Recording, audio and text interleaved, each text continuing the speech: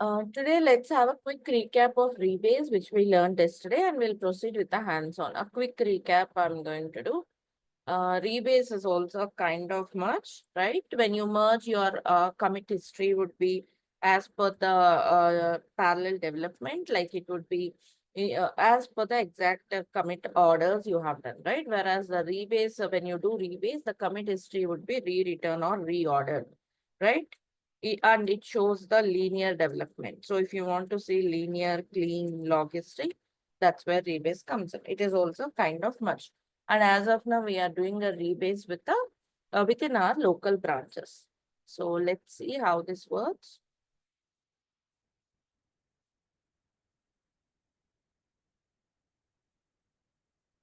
So let us go execute the hands-on.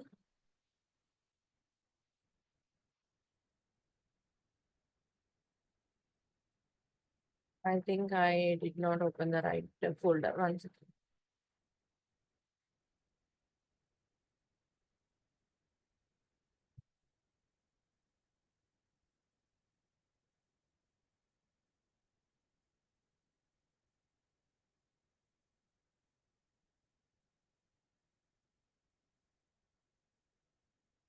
Seems the folder is deleted. I think I have cleaned up. Just a second.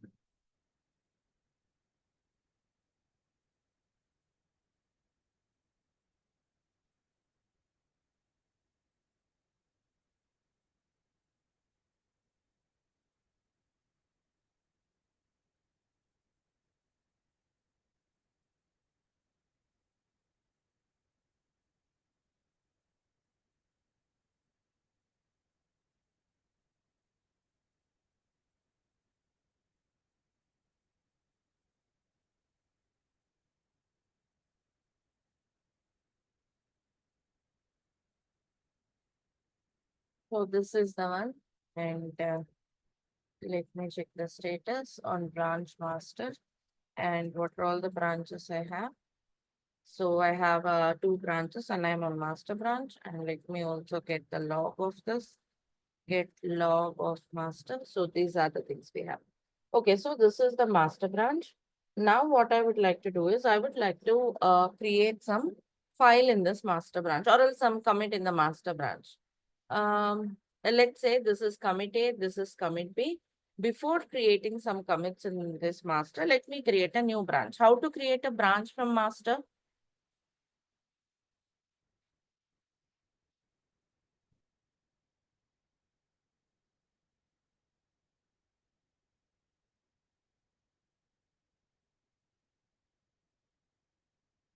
Yes, can you help me with the commands? How to create a branch? Git branch, the child branch name. Let's say I'm going to create the branch name as B2 branch, and then the parent is master, right? So I'm creating a new branch from master before making a commit on master. So branch might be created. Git branch. So B2 branch is created.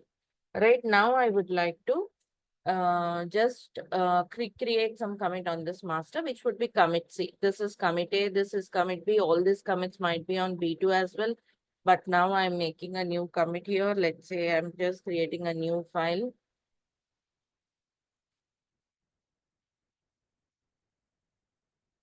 Okay, so this is unstaged. So for unstaged changes, what should we do for unstaged changes? Add this file, right? And give the commit -m on master branch is the commit message. Right, done. So now I have got three files and the third commit C should be there on master branch, right? This is A, B, and C. So let us switch to B2 branch. We know how to switch the branches, right? So let us go to B2, git check out B2.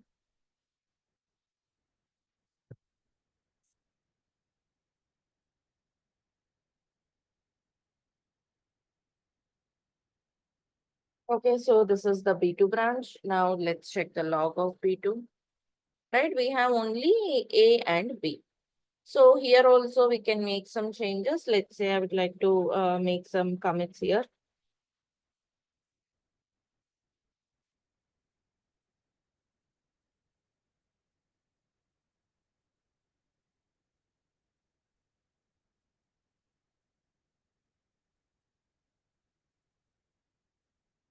Creating a new file, file 4.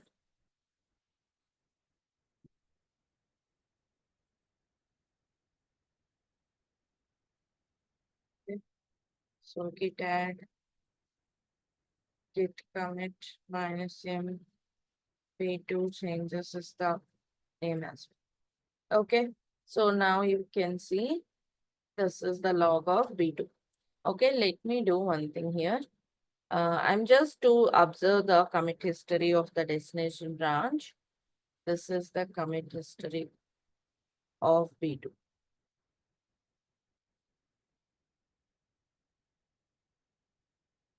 B2 before rebase, right? Now I would like to integrate the changes of master. Let me get the changes of master as well. Git log of master. This is going to be the source branch. You can relate to the diagram we discussed yesterday. If you want, I can also draw it one more time. Um, this is the log of master. Okay, I'm just keeping it in small. Mm. Now, let's do the rebase. I want this commit C should come into this B2 branch, but it should not be added as the topmost commit, should rather sit in between B and D. Right? B and D means like this is your commit A, this is your commit B, this is D commit on the B2 branch. And here also this is A, this is B, and this is C. I want this C to come into B2 branch, but it should not be added as a topmost branch. Rather, it should come and sit in between these two. Correct? Oh, okay. I copied the uh, B2 one only. Let me copy it.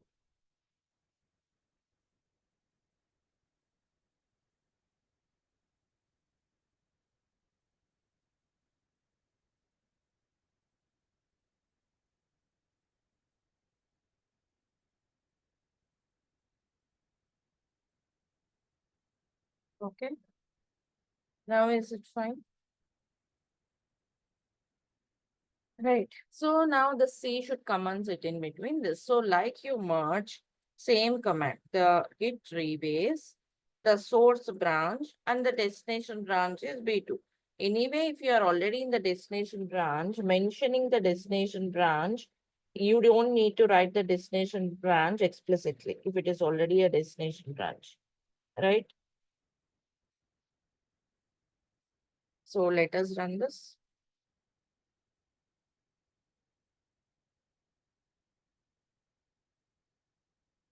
Okay. Now let's check the log of the B2. Yeah. Do you see this is the log of B2? Just a second. Log of B2 after rebase. Can you compare this to this one? This 783, which is commit C, came in here. And this is commit D. Of course, the ID will change. Yesterday we discussed, right? But the commit message, everything is same. Do you see that? Got it clear, everyone? So C is not added like a topmost commit. Rather, it was added as per the timestamp, like initially all the parent commits and then the child commits. This part is important to notice that these are all the child commits. And this, sorry, these are all the parent commits. And then this is the child commit, right?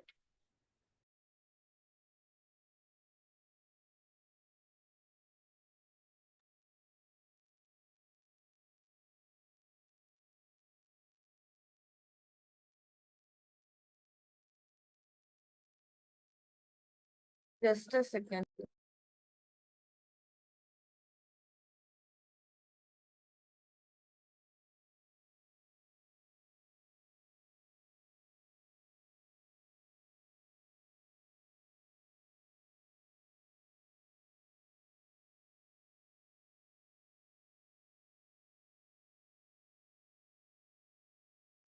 We are on B2 branch, Avinash. We are on destination branch.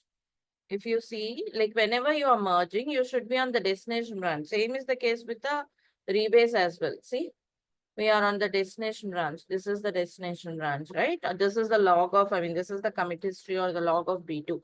B2, the destination branch is affected, right? When we merge, same is the case.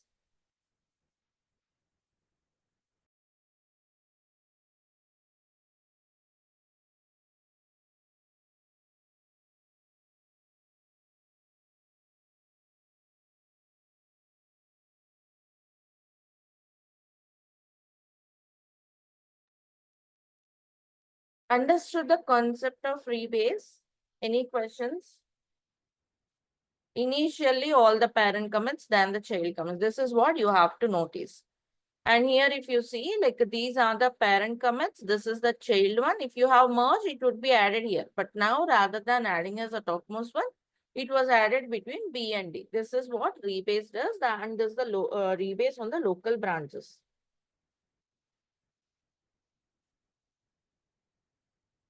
Hope this much is clear for everyone. Any questions? Let me know. At this point, I would like to remind you, like we were still working at this point, right? We were working on the local repository, which is this one, right? We did not go to remote. So till now, we have learned from the beginning, like what is working directory, staging area, local repository. We have learned about the diff commands, the ignore part, revert, reset, branching, merging, merge without conflicts, with conflicts, stash, right? And rebase. These are all the things we have learned in detail. Now, okay, let's suppose, okay, we are ready with our local changes. Now, let's say I want to share it across the team, share it across the group, right? We can uh, move them, like we can push them to a remote. So what is your remote repository? Remote repository is nothing but an online management system where you can host repositories like Git. It's an online management system, right? Where you can host your repositories like Git.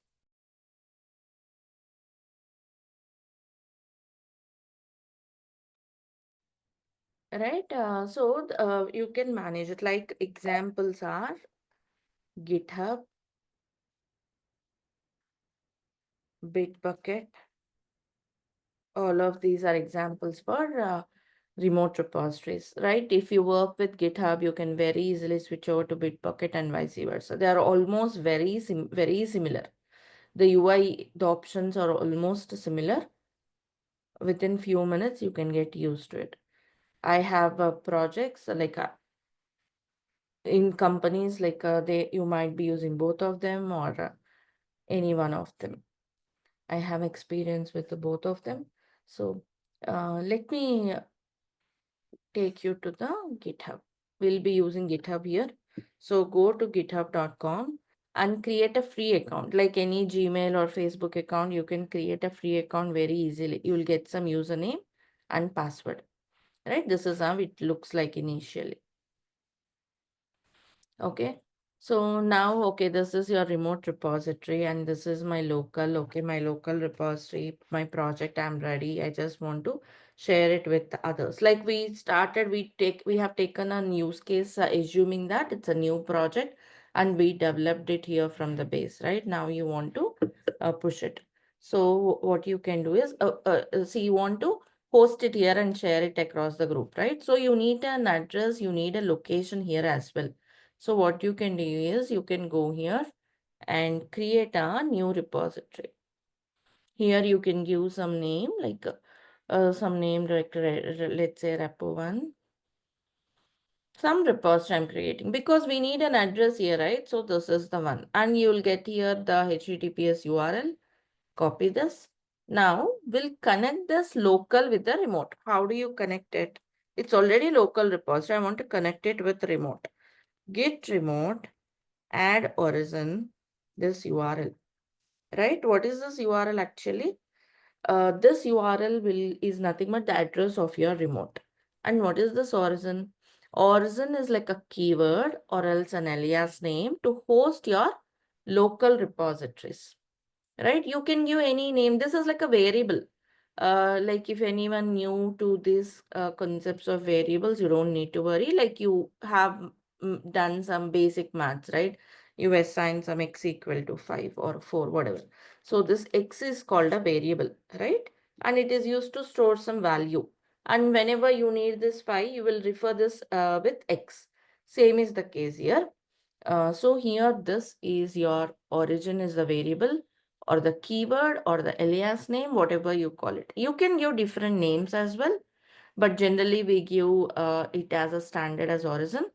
Same local repositories can be mapped with multiple remotes as well, right? So this is origin. Like let's say you want to connect with, you want to push this local to multiple remote repos. You may have origin, origin 1, origin 2, like that. You may give different names and map it to multiple remote repos also, right? So that's what we are doing, git remote add origin.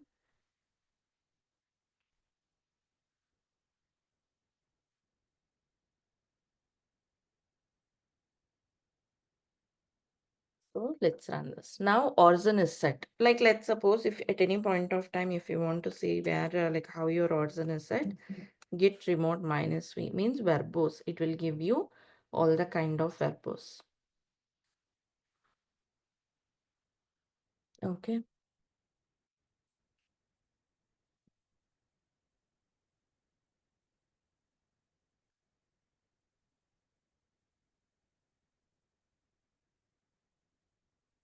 Okay, origin is set. Now I want to push my changes to remote, right? Initially, there were no changes here. So what you have to do, the command is git push origin, the branch whichever you want to push. This is the command.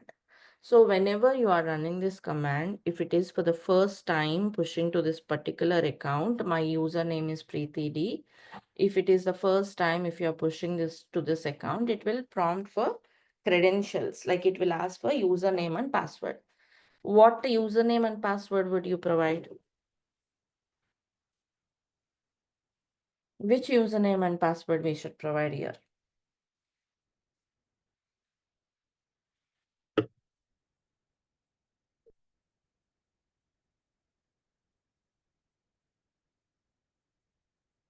GitHub login credentials is Guru Kumar. Okay. So yeah, generally we think that it's GitHub credentials like username and password. It's not username and password because username and password thing is decommissioned or deprecated. Okay. We should be using personal access tokens of your GitHub account. This is the point you have to make a note of. That's why I'm showing you and stressing on this. So how do you see your personal access tokens? Here, go to your settings of your GitHub account. Okay, you came to the settings of your GitHub account. Then there will be another option called developer settings. Here you can see personal access tokens, right? This is PAT. Now the authentication is through PAT, personal access tokens. You can go to classic or whatever it is, up to you. Generate a token. Okay, so I'm generating a classic one. So it will ask for authentication. It's a two-way authentication, two-factor authentication for GitHub also. You will install some authenticator as instructed, and you have to provide that. Mm, okay. So give some name and it should create you a token. And token expiration, you can set some date like 1 week or 30 days or no expiration. It's up to you. Okay, and just create some token. And also, what is the scope of access for this token, like admin access or whatever you want? Just generate the token. This is the token you should copy and use throughout. I'm deleting it because I have another token in place. So generate the token, and once it is visible, save it because it will be visible only once for the first time. Later on, see, this is my token. I can't see that value, the exact token value anymore. So it will be showing you only once for the first time when you create it. You should secure it to access your uh, GitHub, right? To get all access to your GitHub. So this is the one we have just created, right? And now I would like to push it. So git push origin master. When you run this, it will prompt for credentials, username and password.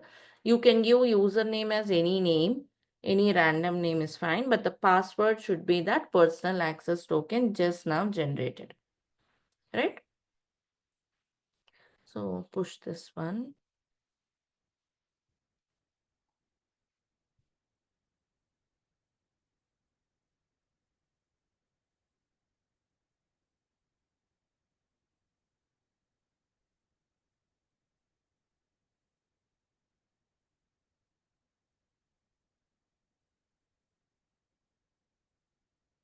We did push, right? So let me refresh this page. Right, you can see the master branch 16 minutes ago. These commits were changed and pushed. Right, these are the changes. And all the commit history, the 3 commits from master were pushed. You can see that as well. So all the branches, you can see one branch. And is it clear for all? Any questions?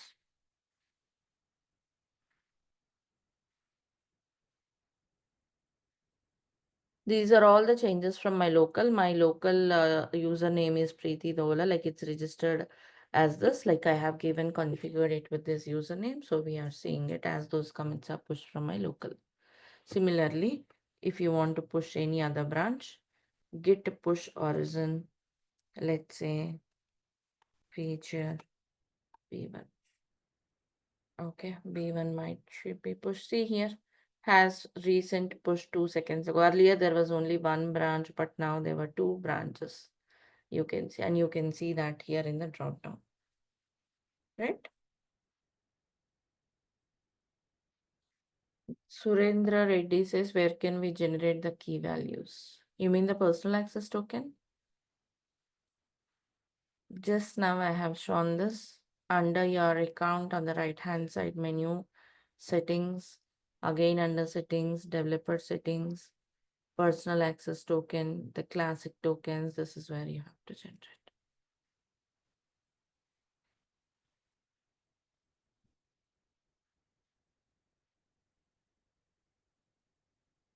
Okay, so now there were 2 branches, right? So perfect. It was good. Like we have made our changes and pushed those branches, right? So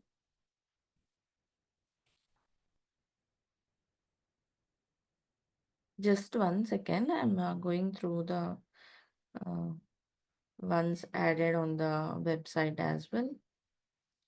Uh,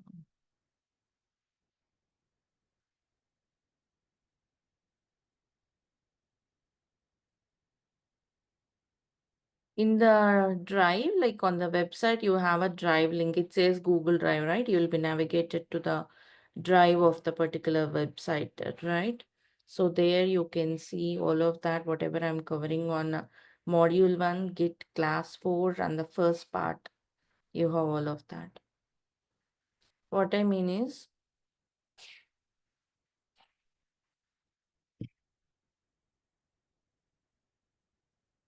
you have all of that, this under lab assignments, right? You have everything under lab assignments. Apart from this, both are same, okay? There's no difference, but the pattern is a different, that's all. Here you have them in the documentation format.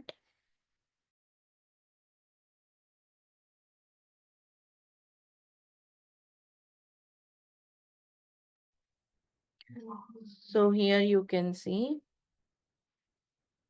this is the one, module 1, right? This is the first module, first tool of the course.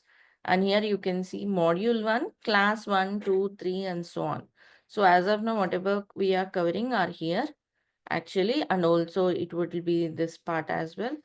And coming here, remote repos, like everything, whatever I'm covering, like it's a first part of the 4th class. So all the commands, cloning, push, pull, everything here, and also summary of this. Okay, so just go through it. All right, let's come back. That's for your like when you do your hands-on, not now. So let's come back.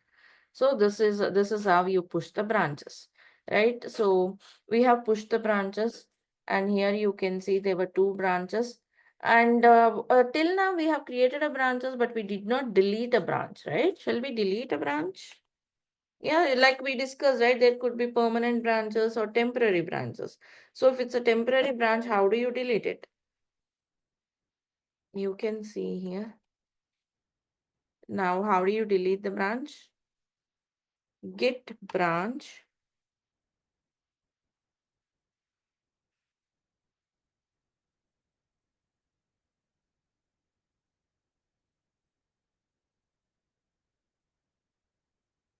Git branch rm feature b1.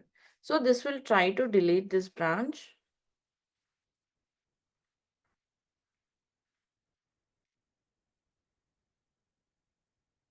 Sorry. Git branch delete feature slash. Oh, actually, I'm running a command to create the branches. 1 second.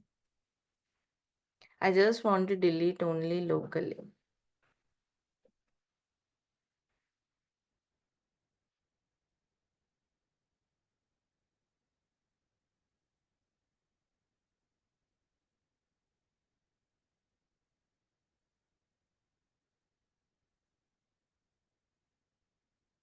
Git branch minus d b2. Okay, branch name. Let me delete these unwanted branches first. See here, this is the command to delete a branch. Okay, not this one. This will create a branches. So when I did this, is branch by name DELRM are created. The command to delete is git branch minus d and the branch name. So then what it is saying, this branch DEL is not fully merged. So are you sure to delete it? What happens if you delete a branch which is not fully merged?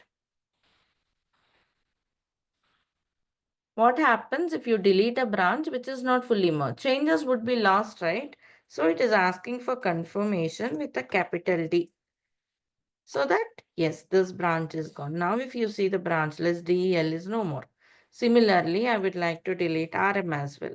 Minus D will not allow it. So it's asking for confirmation if you want to delete. Yes. So this is also gone. So now let me delete git branch minus D, this B1 as well. Feature B1. Again, it's giving you error. So it's because it's not fully merged. If it's not merged means there are chances that your changes would be gone, right? So that's why it's asking this way. So delete it. Now, if you see the branch list, there is no feature B1. Is it removed from here as well? Definitely no. Do you see that? It's still here. Can you see that? This branch, this is how you can switch the branches on remote. So it is still here, but how do you delete it from remote? There are multiple ways you can delete from remote, right? One is like you can go to the branches. Here you can see the branch B1. You can click on it and delete. That is one way. Or else another way means, let's say I want to delete from local. I want to make the delete from local on the remote. So how do you do that? Git push origin delete feature B1 branch, right? That will make a delete on remote. Let's see. See, because I selected this, it was showing 404 because it's no more, only one branch. Understood, everyone? You can delete by going to the branch list from the UI, or else if you want to make the delete from local command, I mean from the CLI, this is how you do. Got it clear, everyone? Oh, unable to see the screen? Okay. You can fit it to the window so that you can see the complete screen. Anyhow, this is the command. Fit the zoom screen so that you can see the complete the bottom of the screen as well. So this is the command to make a delete on remote. Yes, you can give directly capital D also without giving small d. But generally you have to check, right, whether it is merged or not. Otherwise, there are chances that you may lose your changes. So suggest you to first do this And like if it is unmerged, it will give you a message so that if you want, you can merge it at that point and then delete it. That's the reason the best practice is first small d, then capital D. And there's a question from Arun. After pushing to remote repo, do we need to merge or pull request the feature branch with master branch? I'll come to that part, Arun. First, let's learn pull, push, clone, all of that, and then we'll come to that pull request. So this is my Git repository, which I created. You could be on any branch to run this command, Saurav. I don't know on which branch I'm on. Let me check. On feature B2 branch, not on master. You can be on any branch to run this commands. Okay.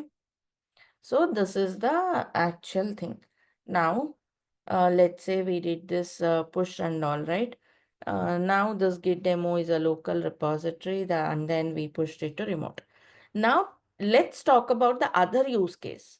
You remember the use case, right? We discussed about creating a local repository. One of them is um, create a local empty repository. Maybe if it's a new project, right? Create an empty repository by git init, and then we developed and pushed remote. The other use case is maybe it's a old project. You join the team now, right? You want to create a local repository by copying it, right? So let's look into this scenario now. Good to go? Are you all clear on what we are doing?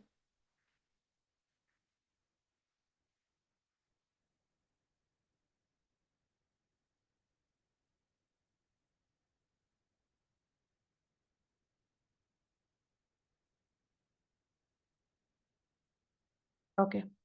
So let us proceed with the other use case. Means you can take some repositories available on your GitHub. Of course, if you don't have anything, you can create a dummy one as well. Like I can take some existing repositories and assume like they are the old ones and do that. But for you to do this use case, I'm just showing you, I'm creating another repository, a new one.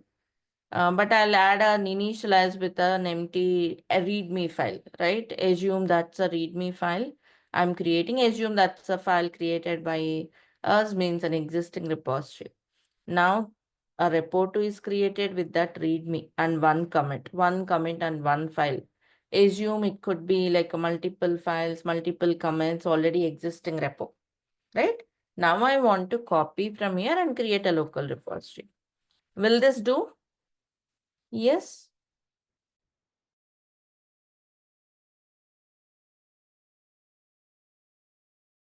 So let's say I want to copy from here and create a local repository.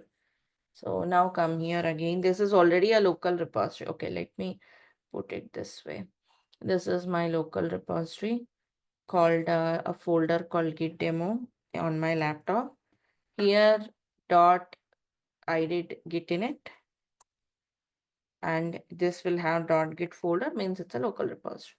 Now I want to again create another local repository on my laptop by copying from remote. Okay, so you cannot copy into the same local. This is already a local repo git demo. So come out of this folder, cd dot dot, it will take you one level back, like I'm on my desktop now. Here you can see I'm on my desktop. Okay. Now here I'll copy. How do you copy? Git clone. Git clone, and here this is the repository I want to clone. Here if you click on this code, you will get again that HTTPS link. Copy it, git clone that URL, right? So generally the dictionary meaning of clone means copy, right? Same is happening here. You're copying this repository into your local. Now what it will do, it will create a folder called repo2 where it will download all the files, all the commits. Also, it will create a local repository. You will see .git in this folder again. Means another local repository got created. Okay, let me run the command. Folder will be created by repo2, right? On desktop, a folder called repo2 is created. Do you see that? Now I went inside, you will see that readme. you will see that one commit. You got everything copied from remote. Also, if you see the hidden files dot git. Understood. So git demo is also local repository. Repo2 is also my local repository. Is that making sense? Yes or no? Confusions? Any questions? Appreciate your responses. It could be any response. Understood or not understood, or any questions, any response. Appreciate your responses.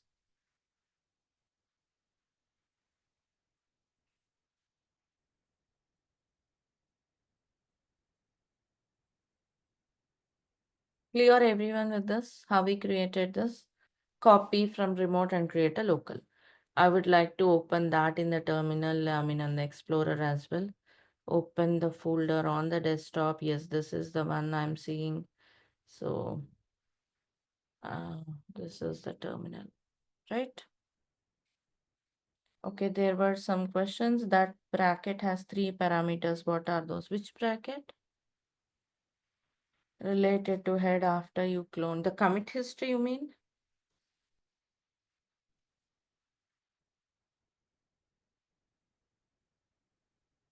Oh,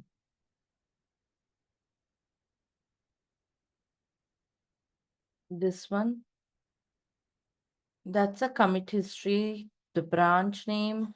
I created it from the UI. When you created it from UI, it will be like the main. The main or master, it could be same. So that's the one it's showing main branch, origin, main. That's about the head pointer, all of that.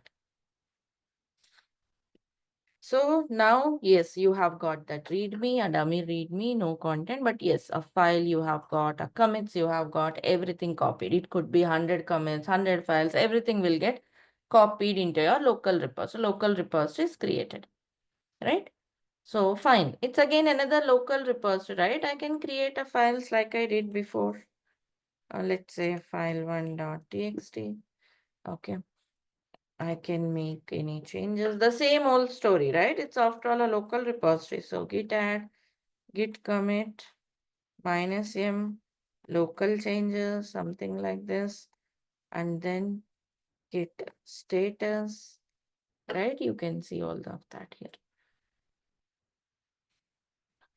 Now, if you just come here, you don't see them obviously, correct? Shall we push our changes? The same old story, right? We already did push on the other repository, same thing. Git push origin. By the way, should we set origin? Git push origin main. Can I do this or should we set the origin?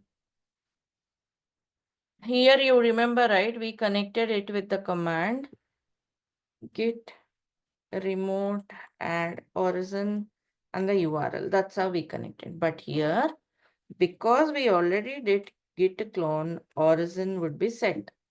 Let me show you. You don't need to run that git remote add origin. That's the difference you have to make a note of.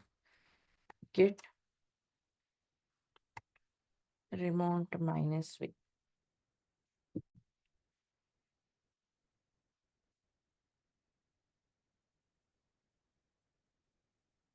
Right? So it is already there. Do you see that? So you don't need to set that. So I can push directly. Git push origin main. So my new change should be pushed. It will not prompt for credentials for each repo. It's for the account. For the same GitHub account, we have already authorized or authenticated. So it wouldn't ask again. Only once for the first time it will prompt. See the latest changes. 2 commits by now. Are we good and clear with this?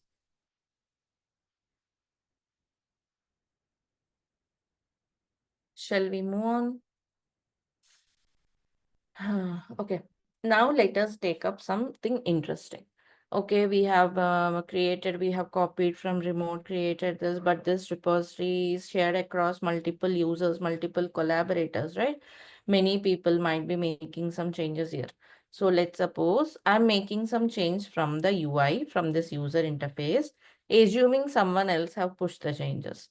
Maybe it could be some of you who can push the changes here if you have access, a kind of if it is a team, like someone else will push their changes, right? So assuming the similar scenario, I'm creating it from the UI.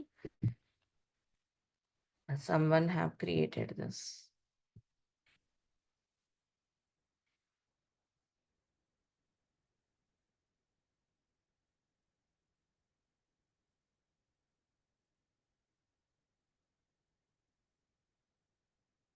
Okay, so this is what you have. So this is the commit you have. You have the commit history. So definitely this would not be present in my local. But how do I update the changes from remote to my local? Right? Like let's say I have cloned this. I have cloned this on March 1st or April 1st, right? But today it is 10th. So meanwhile, so many other users, collaborators might have pushed their changes. So how do I get those changes to local? Correct? How do I update the changes from remote to local? That's where comes something called git pull origin master. Sorry, it's the branch name is main, right? So you can see the changes got pulled in. Do you see that? So that's how you can pull the changes. Update your local repository with the changes from remote. I'm just repeating the scenario again just to show you one more thing.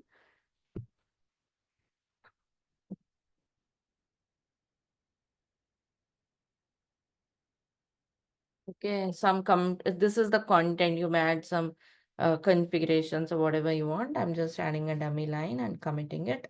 So definitely this wouldn't be available, right? So let's say git, you have to pull, but rather than pull, there is one more command called git fetch origin main. What is this fetch command does? Let's see. It is telling us or giving us some verbose saying there were some updates on remote, but I don't see that file, meaning I don't see those changes uh, pulled in, right? So fetch is to tell you there were some updates. It will show you there were some updates, but it will not actually merge those updates. See, pull is like a merge. Listen carefully here. Pull is like a merge, merging from remote to local. Earlier we learned merge, that is within the branches, right? Within the branches it could be branches of your local or branches of remote, right? That's a merge. But pull is like a merge from remote to local. Okay, so it was not merging, actually it was telling you there were some updates. It's not merging. So what you can do, git pull origin main. So this pull will actually download the changes. Do you see this? Now you got this file 3. So here at this point, I just want to make a note of these 3 commands like clone, pull and fetch. These 3 commands looks and sound similar with a little difference.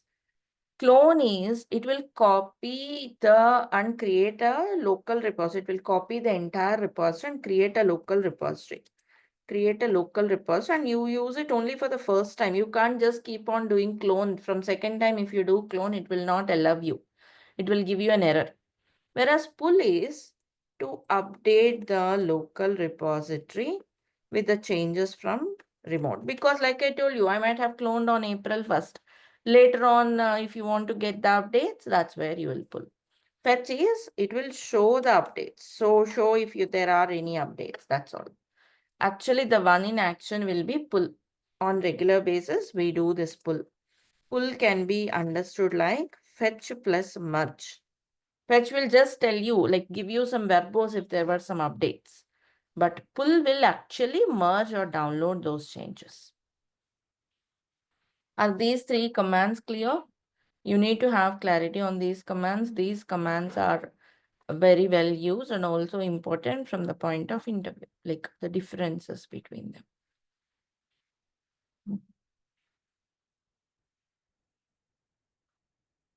Understood those 3 commands, everyone?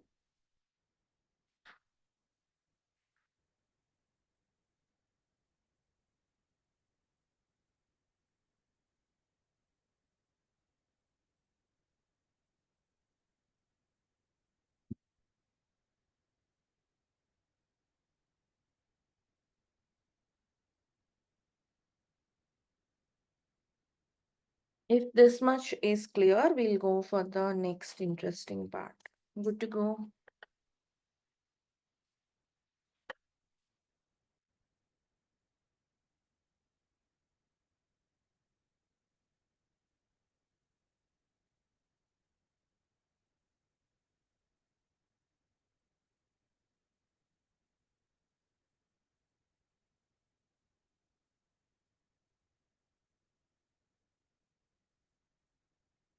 Okay. So this is my remote, right? So I'm just doing one thing. I'm creating here another file. Okay. Let's go with another interesting scenario. Let's say file4.txt, file on remote. Commit this file. Okay, now I have created some file4 here, right? There were some changes on remote. I'm also making some changes on my local. Let's say I'm just creating file5. Okay. So we know this part, right? You have to add the changes. Git add file5, git commit -m, local completed. Okay, I'm done. So I'm done with my changes. Now I want to push my changes. What is the command? What is the command to do a push? How to push my updates to the remote?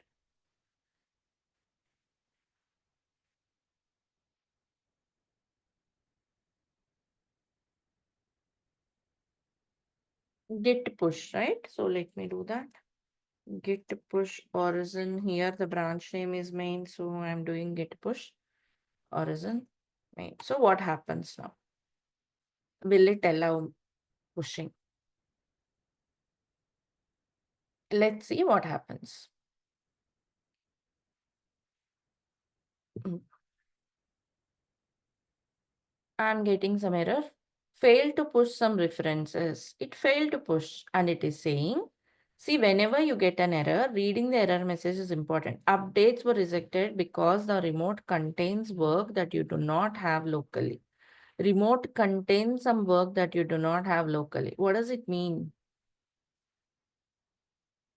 Remote contains work that you do not have locally. This is usually caused by another repository pushing to same reference or whatever. Means, see, always this is very, very important. The thumb rule is you should first do a pull before you push. Because like I told you, many other people might have added their changes on remote. Those will not be available in your local, right? So before you push your changes, first of all, you have to pull. You have to make your local repository update latest. You should have the latest changes. It should be updated. Then you have to push.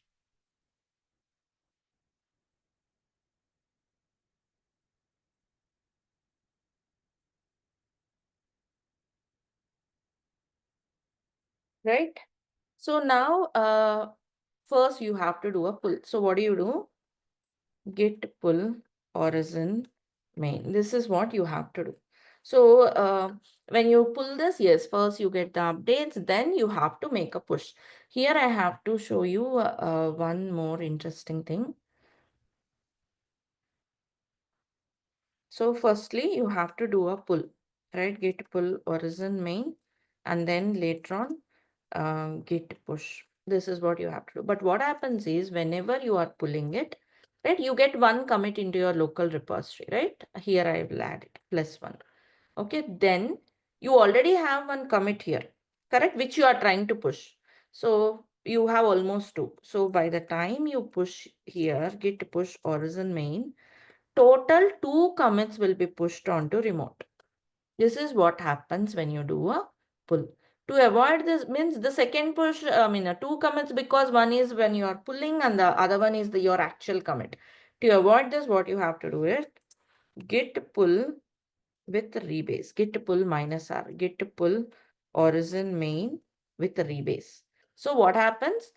It will pull the changes, right? And it will add them to the same commit ID. Like you will have the same one more commit, right? Which you are trying to push. So it will make it only one commit. And when you push to remote, only one commit will be pushed. Right? So that's the difference between direct pull and pull with rebase. This is what we can do. This is generally we do to avoid that additional commit IDs. Right? You can pull and then you can uh, push. But this time two commits will be pushed in. So you can do this way. Now you can try both. The hands-on can be done on both. You can try first the normal pull and normal push. You will see two commits pushed in, right? Later on, you can try with the pull with the rebase. But for me, it will not allow to do this. Means on Mac, you are not allowed to do this because this is not a best practice, right? It will allow only this one. So I can demonstrate only this part. But I request you, if you have a Windows laptop, try both of them. Windows or Linux, you can try both the use cases. Am I making sense? Now I can do pull with the rebase only.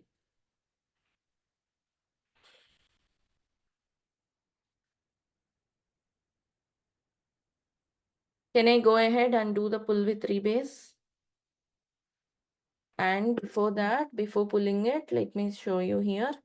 First, the thumb rule, 5 commits, right? There will be only 6 commits when you push back. So first, the thumb rule is you have to pull, either pull with rebase or pull, you have to do a pull, right? That's what I'm doing. With rebase, because there's a Mac system, I'm not allowed to do that. I'm doing this pull with rebase, right? So you got the changes. Now I can push it. Git push origin main. So it was pushed. Now let's see. Earlier there were 5 commits. If you refresh it, you should see 6, which is pretty much good. But if you do just normal pull, you will see 2 commits added. Do you see here? Right? Local complete. The local one actually what I want to push is the one you are seeing here. If you have done that normal pull, you will see 2 commits pushed back. Right?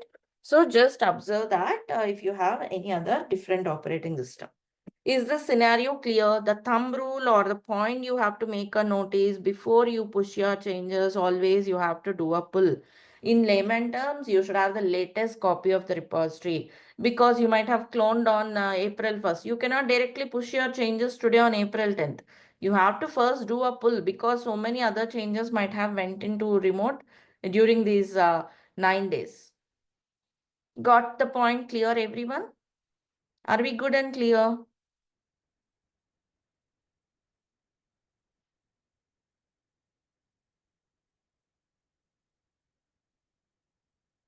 Thank you for confirming. I want responses from everyone. Are we good? Each and everyone, I need response from all of you. Thank you all. Thanks for the confirmations. So, okay, we have understood that we have to do a pull before we push. And obviously, the best part is pull with rebase to avoid additional commits going in. Now, the same thing we can do a similar thing with a conflict scenario. Let us do a conflict scenario now. Let's go to our repo. Okay, here I'm making some file, like making some comment. Oh, I have a file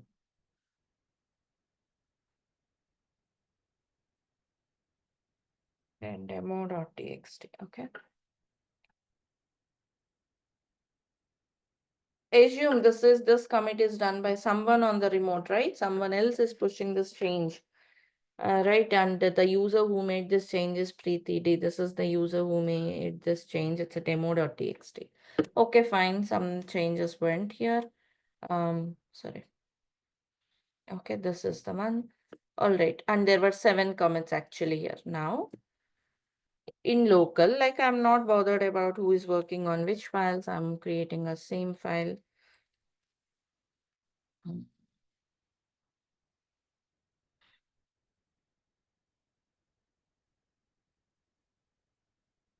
Okay, so gotten git add git commit -m local changes. Okay, I'm done. I am done with my changes. So now I want to push these changes, right? So what is the command?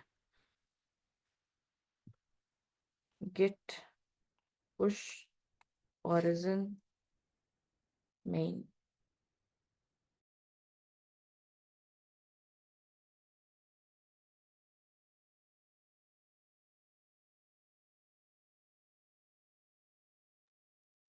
Git push origin.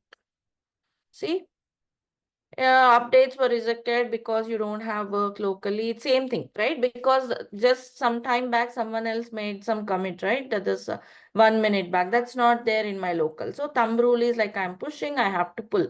So yeah, like again, if you have different operating system, try both. First, do a normal pull, okay? Or like if it's a Mac, we can try with git pull origin main minus R. Right?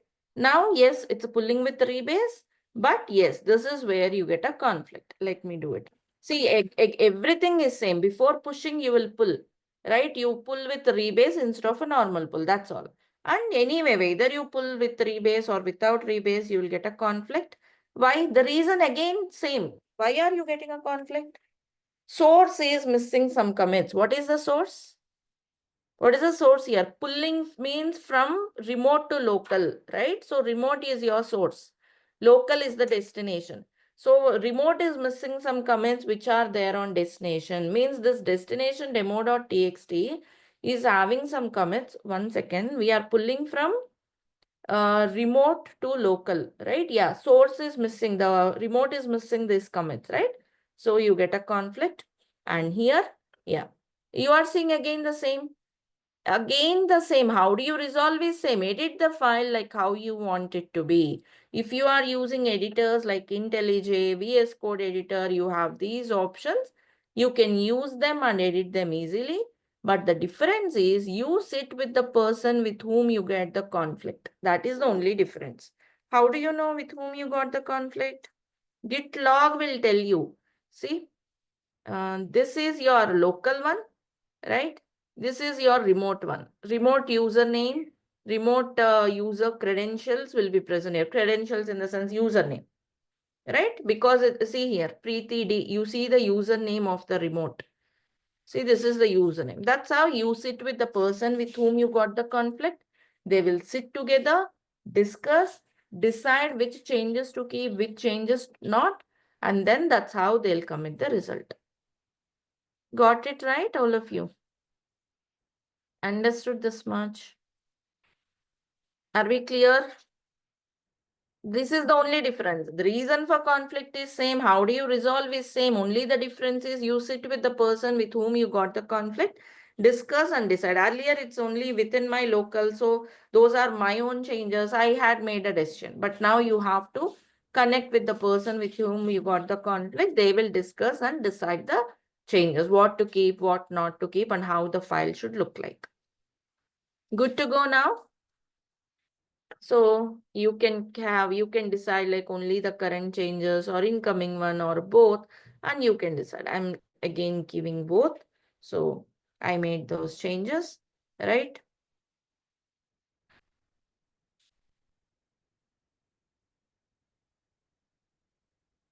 Yeah.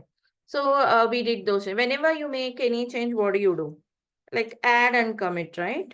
So git add, right? And then you can rebase again. Git rebase continue. We pulled with rebase, right? That's what you should do. It will give you clue as well. If you again try to do the same pull, it will give you the clue. It should be git rebase continue. It will prompt for the message like let's say conflicts resolved. Some commit message because the conflicts were resolved. I'm just leaving it this way. Exclamatory, I mean, escape colon, WQ, exclamatory. Done, right? So now if you push, git push origin main. So you can push the changes now. By the way, earlier there were 7 commits. Now, okay, just come here, refresh this. You should see just 8. If you haven't done that pull with rebase and if you have done a normal pull, you should see 9 of them. Right? The last one you are seeing. Actual changes were also pushed actually, but both of them will be squashed into one. Here you can see both the lines. Got it, everyone? Earlier it has only one line, right? But now this is the content of the file. Earlier only this is the, sorry, this is, yeah, this is the one I made here, I think, on remote. Clear, everyone? How pull with rebase is used? This is the rebase. We'll use a rebase this way. Any more questions?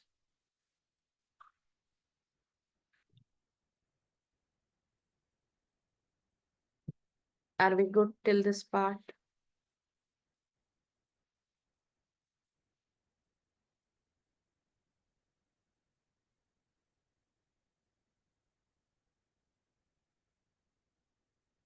While pushing from local to remote, we won't get conflict. We got conflict, right, Avinash? When pushing from local to remote.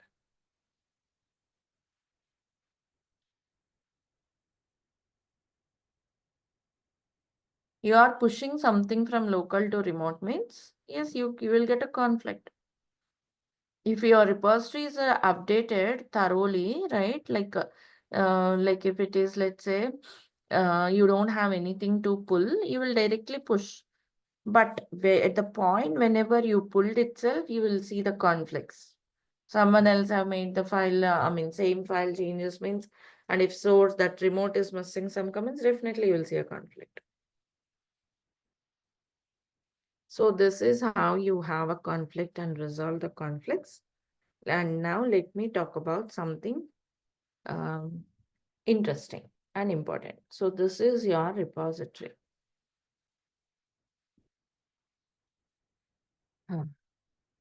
Till now, we were pushing on to main branch. Listen here carefully. Rebase continues. We already did pull with the rebase, right? After modifying the file, we are continuing that.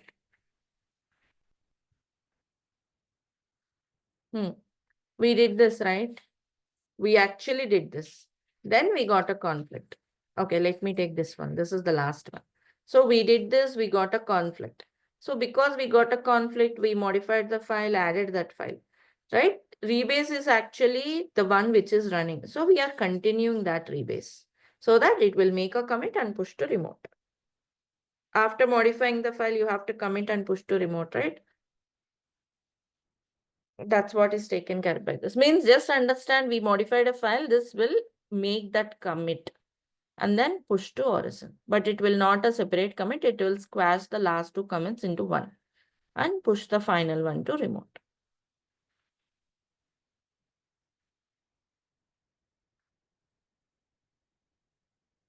Actually, there is one commit I want to push. Here there is one more commit because of this conflict. Both of this commit and this commit were squashed into one. And finally, that was pushed to remote. Rebase continue have squashed the particular commit onto the actual commit on the local.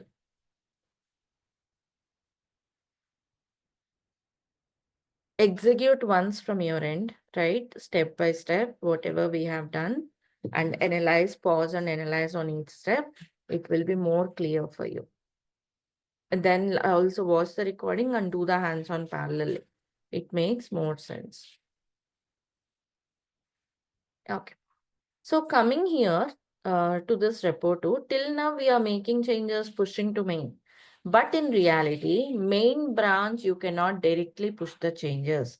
Main branch will be protected branch. You can't push the changes. There will be some branch protection rules which you can impose on your repositories. Like if you go here to branches, see branch protection rules, protected branches, rule sets, right? You add a branch rule set. You can put the branch name and see what it should be allowed, what it should not be. See, restrict the updates to this branch means only allow users with the bypass permissions to push. Means only users, if they have some bypass permissions, they can push. Otherwise, no. So these rule sets will be imposed in such a way that no one can push to main branch directly. And main branch or master branch will be dedicated for production. Here I don't have multiple branches. Let me go to this repo one. Okay, so you have to, what you'll do is master branch is okay. Here also I deleted. Okay, he actually, what we'll do, we'll not make any changes here. Suppose like I want to make some changes. What do we do is you will create, see, you can create a branch from master. Do you see that? So I am selecting this. Now dev branch is created, which is a copy from master, right? Now you pull this dev branch into your local, or else create dev branch in your local, push it here. Whatever it is, it's up to you. Whether you will clone the complete repository, then create a branch there, then push it here, or else create from here itself. If anything is fine, but create a dev branch, right? Make changes here. And we will create CI/CD pipelines and trigger them in, means configure them in such a way that whenever any changes happen here, it will trigger the pipeline, right? And the pipeline, if it is successful, then what we'll do is we will trigger or create another branch from this dev branch, let's say staging branch. You may create in local and push here again, like I am saying, right? So again, this will trigger a pipeline, right? So if this is also successful, I will create one more branch for UAT or whatever, right? Or else let's say something like a release branch, sorry, release branch, something like this from staging. Okay, if this is also successful in prod environment, means if the pipeline, means see, for every branch, there'll be a pipeline triggered. If this pipeline is successful, we were creating another branch and then another branch. This is first time. Next time onwards, let's suppose I have to develop a new feature, right? I may create a feature branch from this dev one. Okay, this is a dev one. I'll create a branch feature, let's say B1 from dev. Okay, so I'll make all my changes here, right? Whenever I make a change, again, it will trigger a pipeline for this feature branch. Once that pipeline is successful, what I'll do is I'll merge this to dev branch, right? I can directly merge to dev and all. Directly we can do merge from local. You can trigger a merge and push it here. You can do that. But finally, let's say this is my release branch. This is working fine. If I want to merge this to master, again, you cannot directly merge. What you have to do is you have to create a PR. Do you see here pull request or PR, right? You can go here. Okay, first let me make some change on this release just to uh, I'm editing from the UI. It might be coming from local, right? They will do the changes in local, push here. Like we have learned that part. Now create a pull request, new pull request. From which branch? Base. I want to create a pull request from release branch to master. Actually, the arrow is indicating in the reverse way. From release to, let's say, to master, right? So this is the branch from release to, this arrow indicates to master. So it is showing you what were the changes that got added, right? You can create a pull request, add some description, what the changes are for, let's say this change is to modify a new security group for EC2 or something like this, right? And create the pull request. There'll be some reviewers on every project. Here you can see reviewers, right? Here you can choose the reviewers. Now I'm not saying, but there could be multiple people added to this repository. You can choose the reviewers. Also in the branch rule set, we can set some rules like how many reviewers can be there and all, right? And then those will receive it and they will review your changes and merge it. Or else if they don't accept those changes, they may ignore it. There should be something decline the pull request as well, right? That's how if it is merged, like I have the option, so I'm just merging it, right? So the changes would be seen on, it says it's merged, right? You can see the changes now on master as well.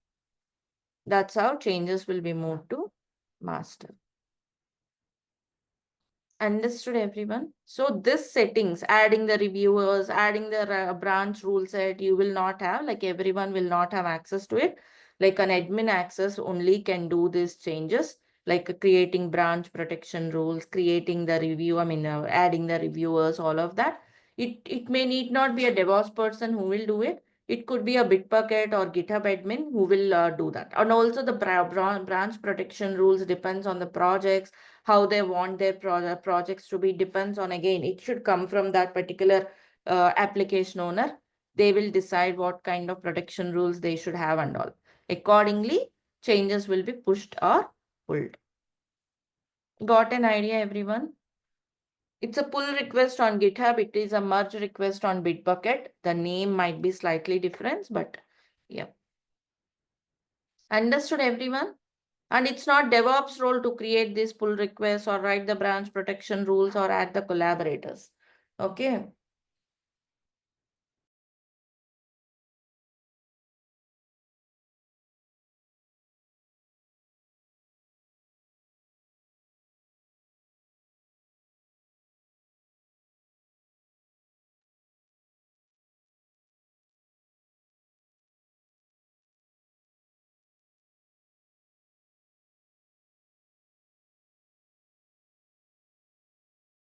Any questions?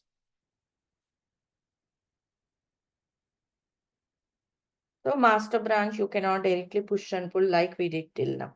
It is other branches, that's all. And there is another option. So these are the things like how do your pipeline triggers when someone make changes to your code, right? Let's say someone made changes to their developer made some changes to their feature branch. How does it trigger a pipeline automatically? That's what we will work on, right? We will configure our pipeline such a way that whenever some change is done, it will trigger the pipeline.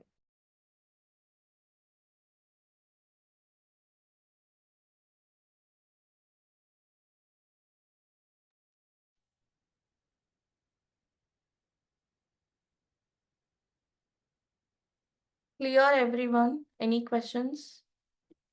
So we have learned till now Git and GitHub from the perspective of managing our files, right? Maybe as a DevOps engineer, if you want to manage your files and all, like that's what we did.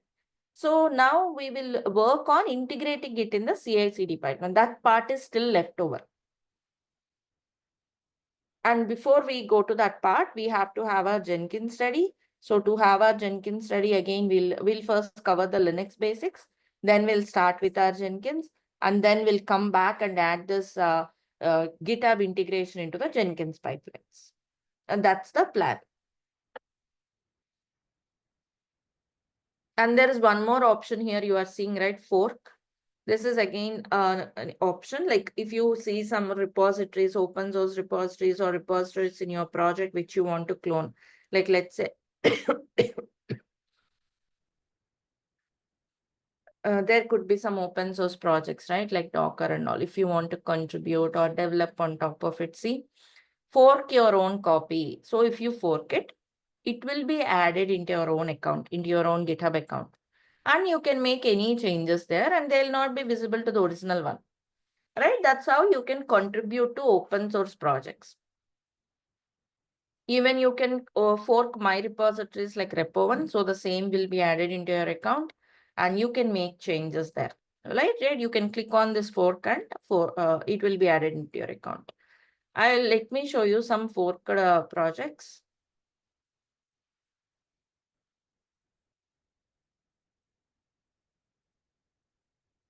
This is some media wiki, a forked project, open source one, PHP project.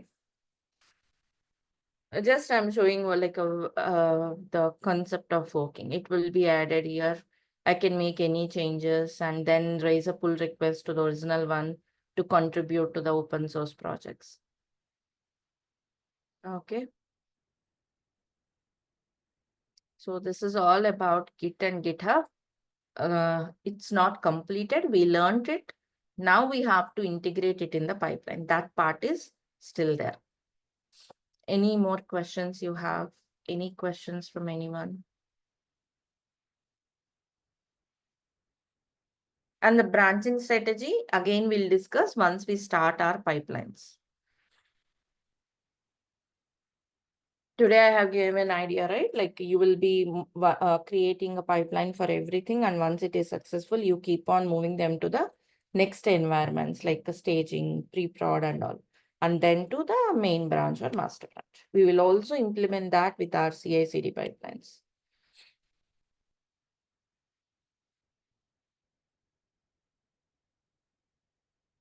And so Git is completed, like you have all the lab assignments related to Git here. Complete your hands-on. Quiz portal is here for like I want you to go through the complete quiz thing, right? All the quiz assignments, all the quiz labs, all the quizzes, sorry, all the Git labs, all the Git quiz you can complete. And we shall get started with Linux basics tomorrow. Fork and clone moreover same. No, Kumar, fork is like it will be added to your own account on the remote. Like I have my GitHub account, right? So when I fork some other repository, it will be added to my remote. You can clone it and get a copy of it into your local again. Clone is you will create a local repository in your local. Fork is on the remote. So first you have to fork it, then later on you can clone it to get into your local.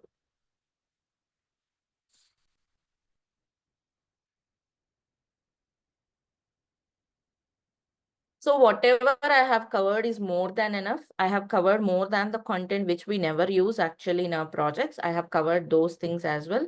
This is more than enough to clear any interviews or work on the projects. There might be some miscellaneous things here and there. Those can be like a self-explore. Those are not having any importance or we don't use it much. And Avinash has a question, is cherry pick completed in next lecture? Cherry pick, I'm not covering, Avinash. It's not that important. But cherry pick is nothing but, see, whenever you are committing it, whenever you are merging it from one branch to another, all the commits from like a source will come into destination, correct? Like let's say there were two commits in the source, all of those two will come into destination when you merge. But if you want only few commits to merge, that's a cherry pick commit. We don't use it much, but yeah, if you want to refer it, you have that video in our YouTube channel as well. You can go through it and try doing your hands-on if you are interested. Any questions, get back to me. It's there in the videos in our YouTube channel. I have added there. And I will collate like all of that content and also will try to put it in the list so that if anyone interested can go over any other additional topics, anything there as a videos, I'll just collate and put them in the list.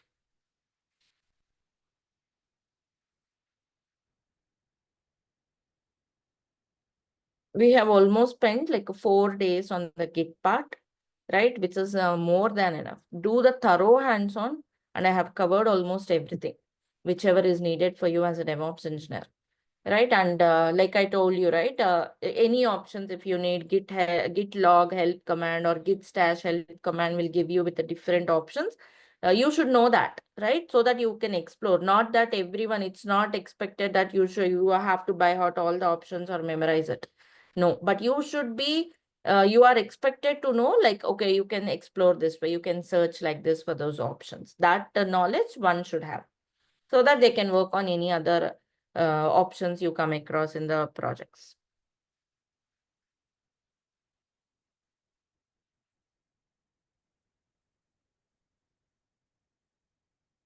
So that is all from my end for today. Please complete your hands-on and we'll continue from here in the next class. Thank you all. Bye, everyone.